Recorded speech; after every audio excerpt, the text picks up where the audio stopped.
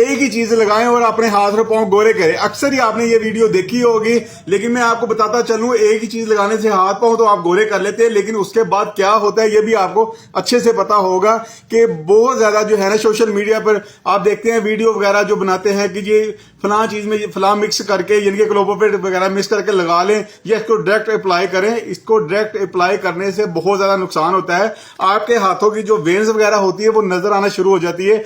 आपके हाथ का जो ये मतलब टोटा जो है ना समझे कि बुरा हाल हो जाता है। उसके बाद जो हाथ की स्किन ब्लैक होती है वो आप अच्छे से जानते हैं। इन चीजों से बचे।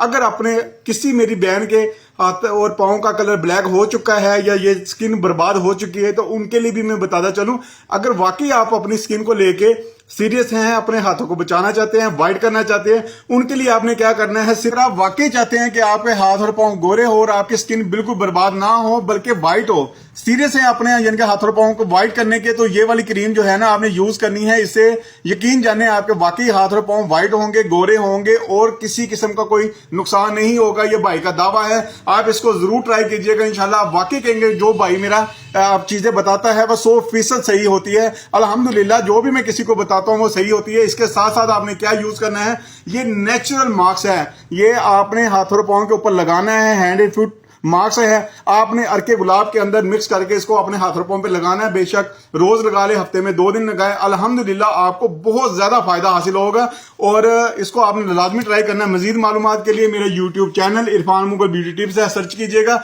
अगर किसी को फोन नंबर चाहिए हो आप फोन नंबर लेकर मुझसे रब्ता कर लीजिएगा। ओके।